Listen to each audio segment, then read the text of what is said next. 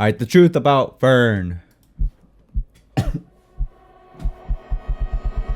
Lately, people have been talking about Fern quite a lot. Fern is the fastest growing documentary channel Two on YouTube. university There's a students. channel called Fern. Who is making these videos and how? So we decided to tell our origin story and to give you a look under the hood. We'll walk you through the 500 to 1,000 hours it takes to make a Fern video. And we'll give you a peek. 500 to 1,000 hours? There's no way, bro. There's no way it takes so long to make one video. You're fucking lying. You're lying, bro. Because do they do all the animation before they record the voice? Or what? I'm guessing they record all the voices like in the editing software. That's what I would do. That's crazy. 500 to 1,000 hours. Imagine, bro. Hey, those editors must be getting paid good, bro. They must be getting paid that good shit, bro. What the fuck? At what we're planning to do next. What's that? Alright, first, time for some lore. I am Jonas, or Jonas actually. You might have noticed already, but I'm German. In high school, I met David, or David, and we've been friends ever since. Thought it was Swedish. In 2015, we started a German channel called Simplicissimus in tribute to this classic satire magazine. Most people just call our channel Simply today, even for Germans the full name is quite the mouthful. We also started a commentary channel shortly after. We were still going to uni in the Netherlands at the time, and YouTube was just a hobby. But from the get-go, we were inspired by the greats on this platform. Oh my god. Vox, bro.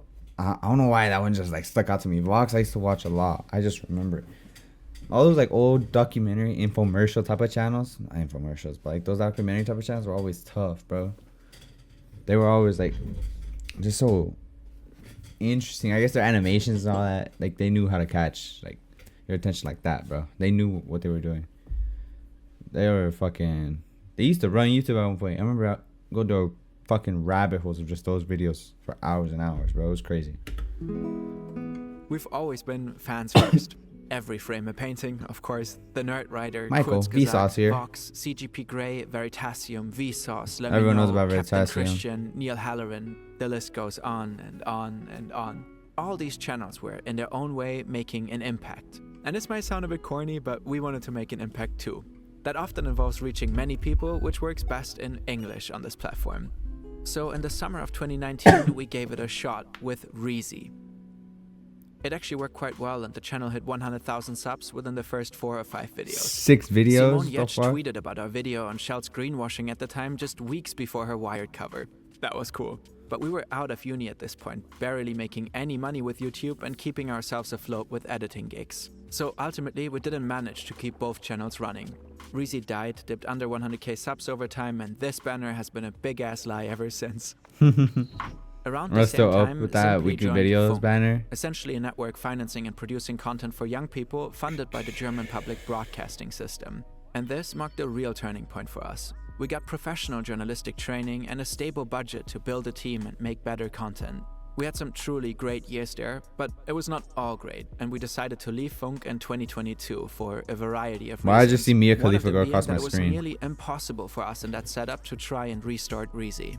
First, we kind of got off track with a bigger streaming documentary on Russian government hackers. What though. the It's fuck? actually available on Fern. Why is there a bear that looks like he's on hard cocaine or something right here, bro?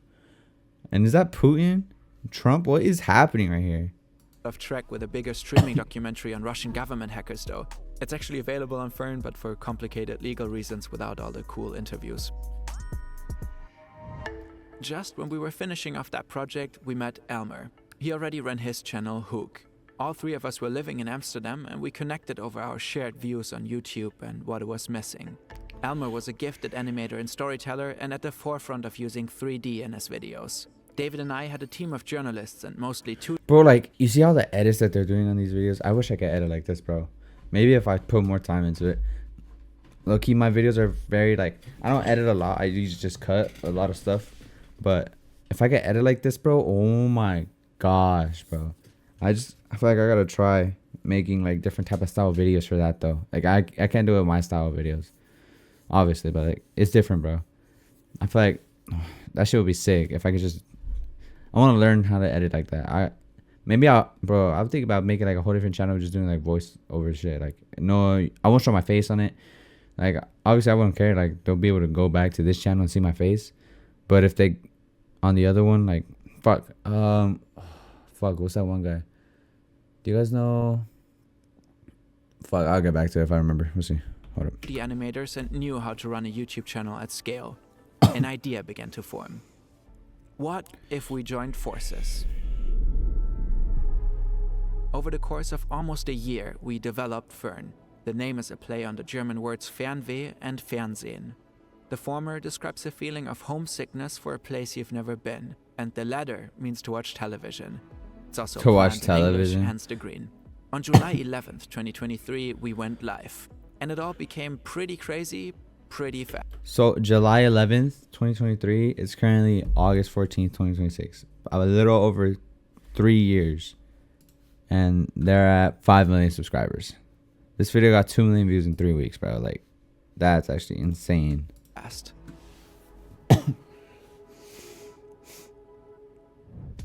Nowadays, we shoot content all across the globe. Revolut helps us manage our money while we're on the move. We can pay in local currencies, keep track. Go ad, make your bread. Back to 2023. It's probably not an overstatement that our videos on the hunt for the dark web king and the kids who hacked the CIA were catalysts for this subgenre. The mystery board flooded YouTube.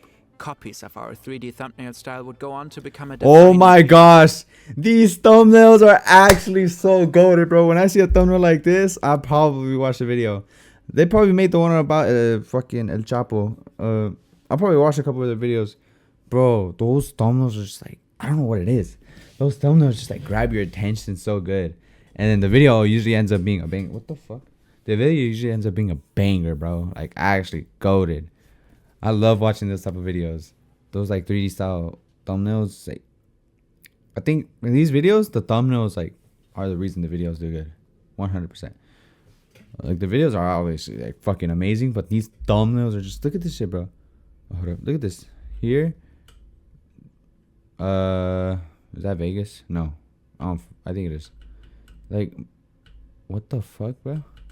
All of these type of like, it gets you interested, and with a good title, you're locked in, bro. style would go on to become a defining feature of AI slop content. We'll AI cover that in a slop. different video soon.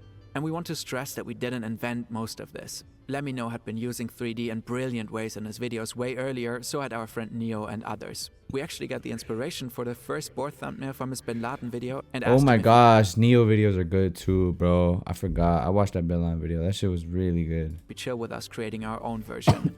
In any case, Fern was delivering these types of videos on a near weekly basis, thanks to countless hours of work by a hyper-dedicated team. And that was new, helping the channel grow very quickly.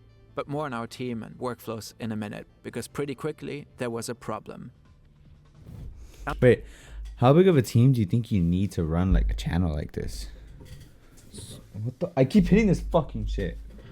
Like, obviously, you need like at least, I'd say, what, 2, 3 very skilled editors to work on the video together.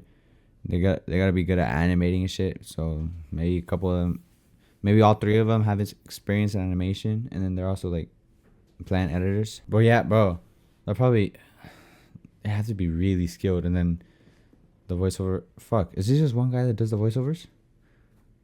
But I'm pretty sure all of them are working together on writing. And then you got people, damn, this has gotta be a big ass team, bro. Fucking writers, animators, editors, the guys who do the voiceovers, the people who make the thumbnails. That's so important, bro. That shit's so important. You got people brainstorming on what video ideas they want to do and shit. Like, it's probably a big ass team, okay. Summer noticed that working in a setting like this wasn't working for him. Experimentation and scene building in Blender increasingly became feedback on Frame.io and chasing people for script deadlines. And it was tough to not let his personal channel hook slide. 4 months after launch and about 15 videos in, he quit. But he continued doing voiceovers, since he was the main established voice of the channel at this point, which was incredibly kind. We're friends to this day, and I think it was a good decision for him. There's no drama here, it's just how things go sometimes.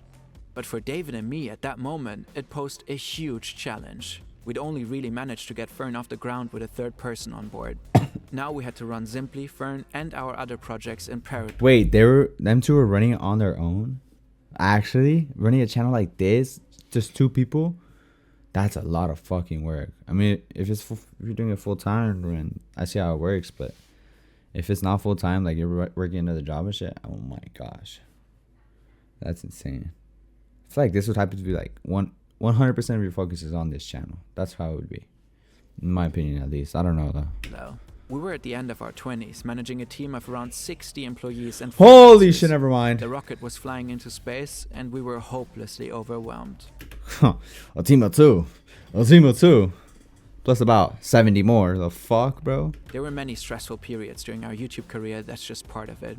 But this was a whole different beast. Lost in HR, sales, business operations, production coordination, and legal stuff, we could barely focus on the actual content anymore. We realized that we just couldn't keep going alone, especially if we wanted to keep up the video quality. And that's when we started talking to Electrify. Now we're talking about the private equity and shit, bro. Because Electrify bought them out, Veritasium. They bought a good amount of channels out. Veritasium, the owner, he owns part of Electrify now. Like, he owns a stake in the company, but he's also still co-owner of Veritasium. Like, it's cool. The deal that he got was probably big as fuck. Like, he made his bread, bro. These guys probably did too. It's pretty straightforward. Electrify invests in creators, stabilizes their business, and takes a bunch of operational tasks off their shoulders. Creators maintain full editorial and creative control and have final say over sponsors. We quickly understood that the audience's trust is the one thing that matters on YouTube, especially in edutainment. If your quality drops, your audience leaves and your business collapses. So any sustainable YouTube operation needs to put quality first at all times. We intrinsically knew that, and apart from that, just always want to make better, more meaningful content with the biggest possible impact. But we needed any possible partner to understand this too. While considering it, we spoke to Derek from Veritasium about his experiences. He'd been with Electrify for quite some time at this point, and his work-life balance had improved dramatically, while the channel kept making some of the best content on this platform.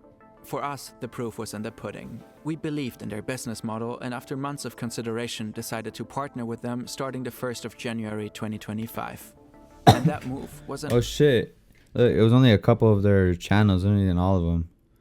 Because they had, like 6 channels, but only 3 of them joined with Electrify. I guess that's all they wanted, because I think they could choose what channels they want to like help take over and shit. If they don't want all of them, they don't got to take over all of them. 5. And that move was an absolute game changer for us. The change took time, and at times the transition was rocky. But ultimately, they took so many tasks off our hands. HR, sales, legal, etc., etc. We managed to refocus on the content and stabilized our operations. We're now able to make longer, more in-depth videos with way more boots on the ground. Our visual quality increased significantly as well as we grew both the writer's room and the production team. There are amazing ex-Netflix and BBC folks working at Electrify with decades of production and process experience. One of them helped us pull off the Wakhan production, for which we successfully sent Valley to Afghanistan. That documentary has won 4 awards so far, and we are so proud of it. 4 awards? They won awards off of that shit? That's crazy. What the fuck? Nah, but 4 more Netflix, bro, and BBC. That's... They know how, like... They know what it takes to reach a global audience, bro. Especially the fools from Netflix. They know what it fucking takes, 100%. So much more coming this year. We're experimenting with reenactments. We have several investigations coming for you. Some bizarre, some chilling. We interviewed incredible people to bring you their stories. And of course, we're planning new videos with Valley. Maybe that's a good moment to give you a little insight into how we're making all of this content. Oh shit. That was clean. The part is totally inspired by Kurzgesagt's 1,200-hour video. Their quality standards in general have always been a benchmark for us, and I'd probably faint if I ever met their founder Philip in person. We emailed a couple of times though, that was exciting. Overall, about 100 people work on our videos. Not all full-time, of course. So, we have an endless list of 100 people? What the fuck? Things that interest David and me, internal pitches, suggestions from viewers. Generally, we work on about 30 projects at any given time. We try to balance ambitious productions with more straightforward content like true crime. When covering crime, we usually try to find stories that have a second layer. Oh my gosh. Bro, those true crime videos are so good. I'll be watching them all the time, especially about the fucking like El Chapo or Pablo Escobar. just in general, but true crime videos, I don't know why everyone in the world, they love a good true crime video, bro. Ask anyone in the world, they'll watch a true crime video 100%. For what reason, I have no fucking idea, but they love it. And bro, if you know how to make good true crime videos, you're gonna have a successful ass career in this space, bro. Because those videos always hit with so many fucking people. It's crazy. Something you can take away from the video aside from the thrill. We aim for a colorful, unpredictable mix, so you'll never know what's gonna come next. We also collaborate with established outlets. They often have far more resources than us, and it's an honor to spread their reporting. Once a topic has been selected, we spend days, sometimes weeks, doing initial research. Then we discuss how we could tell that story. Then more days, weeks, or sometimes even months of research follow, often trying to find and interview experts or protagonists. This comes with its own challenges, for example finding film crews all across the world to work with us. Then the main journalist covering the story writes the script under the supervision of an editor-in-chief. Yet another editor-in-chief provides a third pair of eyes, and every video gets a fact-check by our dedicated fact-checking team. Oh shit, they have a whole team just to fact check, bro. Is that all they do? Wait, so they just fact check like the scripts? Make sure they got no like false information in there? Sometimes we bring in additional outside experts to weigh in on science or history questions. We still make mistakes, but we try to correct them as best we can. Once the script is done, the production team rolls in and cooks. Oftentimes our art directors have already been involved during the script process to make sure interviews are filmed in a certain way, for example. A team of cutters, 2D and 3D animators, musicians and sound designers all work together on a single video. Usually it takes about 2 to 4 months for a video to move through post-production. 2 to 4 months? What the fuck? Bro, this is like a high-tech type of theme, bro. That's actually crazy. 2 to 4 months? What the, like, on one video? 2 to 4 months on one video? How often do they post? 2 days, 9 days. They post at least like once a week, I would say. That's what it looks like. So they're working on multiple videos a month for sure, bro. Holy shit. Now you might be wondering, all that sounds incredibly expensive. It is. We have 2 income streams, AdSense and sponsors. First, AdSense. YouTube pays you a share of the ad income through their native ads. Good when you make a lot of views. We're confident in our content, but it naturally raises the pressure to package our stories well. Second, sponsors. A slot in the video, no editorial oversight or input. We reject almost all sponsors who want to work with us and extensively vet the ones we pick. But also here, more views often equal more income. In addition, many businesses now focus on AI. We don't think AI is any good at creative tasks, but can be useful in other aries. Balancing what we can and cannot recommend, how and to what degree is difficult. Yeah, I see like how Fern does it. Like, they'll use AI for certain shit, like to check their spelling, because that's something like no one wants to go through a whole ass script to just check the spelling for all the fucking or in grammar for every single word and sentence.